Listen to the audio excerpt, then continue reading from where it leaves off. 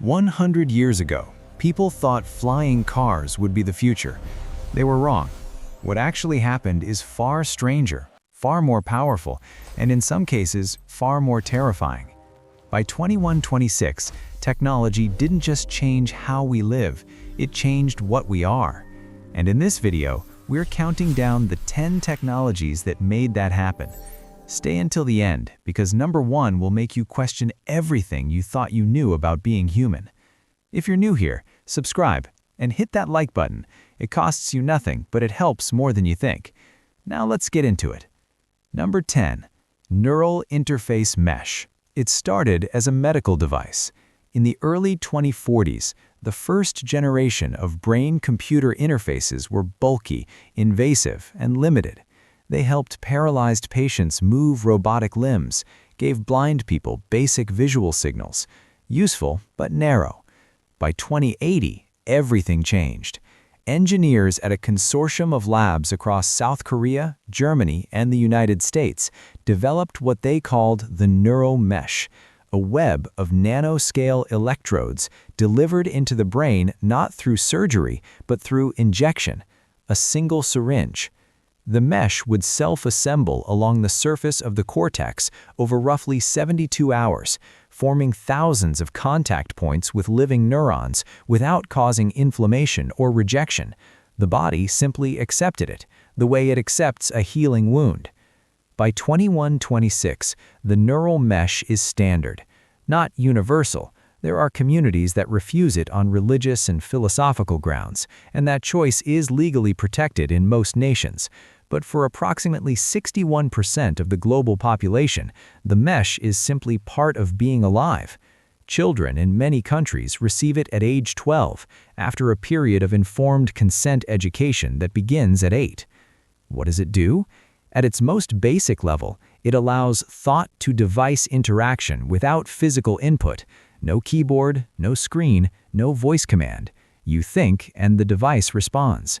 But that's the shallow version. The deeper function is cognitive augmentation. The mesh doesn't replace thought, it accelerates it. Working memory expands, pattern recognition sharpens. In high-demand professional environments, mesh users process complex datasets in real time, overlaying analytical models directly onto their visual field without any external display. A structural engineer walking through a building site sees stress calculations floating across the actual beams. A surgeon operating sees cellular data from the patient's tissue updating live as she cuts. The mesh also logs. Every interaction, every command, every cognitive spike associated with decision-making is recorded in a personal archive. This is where the controversy lives. Governments, insurers, and employers have fought for decades over access to those logs. In 2126, the legal landscape is fragmented. In the European Autonomous Zone, mesh data is constitutionally protected as an extension of private thought. In several equatorial federations, employers can request limited access logs as a condition of employment. The argument never fully resolved. It just became background noise, the way privacy arguments always do.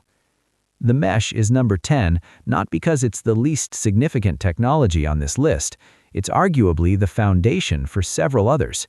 It's number 10 because by 2126, it no longer feels like technology. It feels like anatomy. Number 9. Quantum Coherence Networks. The internet you knew in 2024 ran on light and electricity moving through cables and wireless spectrums. It was fast, but it was fragile. It could be intercepted. It could be jammed. Data moved in packets that could be copied, corrupted, rerouted. By 2126, for critical infrastructure and a growing share of civilian communication, that old architecture is gone. What replaced it operates on a fundamentally different physical principle. Quantum coherence networking uses entangled photon pairs to transmit information in a way that makes interception physically impossible. Not legally prohibited, not technically difficult, but impossible in the sense that the act of interception destroys the data being intercepted. This is not a security feature added on top of the system. It is the system. The physics of quantum entanglement means that the moment an unauthorized party observes the transmission, the entangled state collapses and the communication is lost. Both sender and receiver know immediately that the line was compromised. There is no silent eavesdropping. There is no man-in-the-middle attack. The mathematics simply don't allow it. The infrastructure required to build this network was enormous.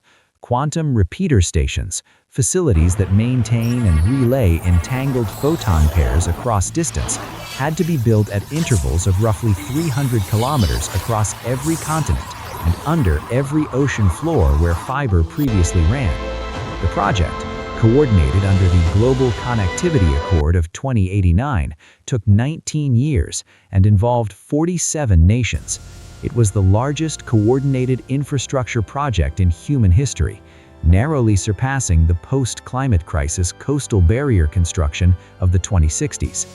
By 2126, the Quantum Coherence Network carries all financial transactions above a certain threshold, all government communications at the federal level and above, all medical records, and, in the nations that have rolled out full civilian access, personal communications for anyone who chooses it.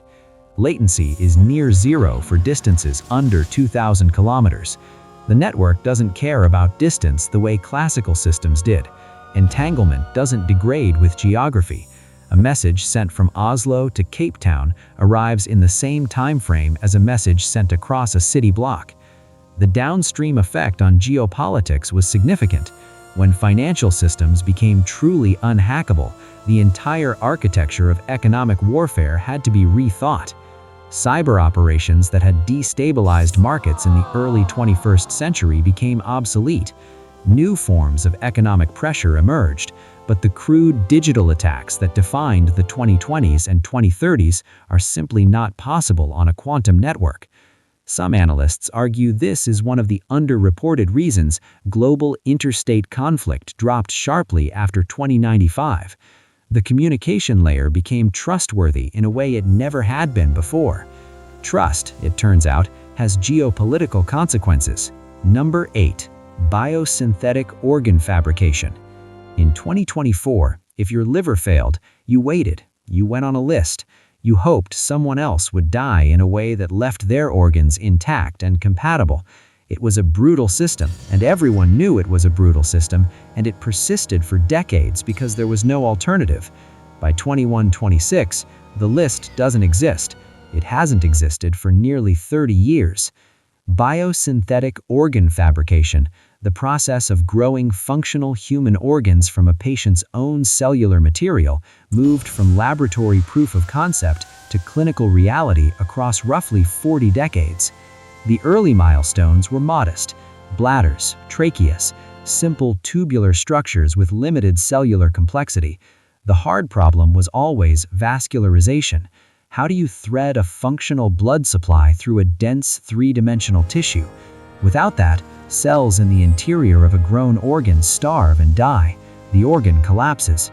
Researchers broke this problem open in the 2070s using a combination of bioprinting at near-micron resolution and a class of engineered scaffold proteins that guided capillary formation as the tissue grew around them. By 2126, a patient who needs a kidney waits approximately 11 days from biopsy to implant.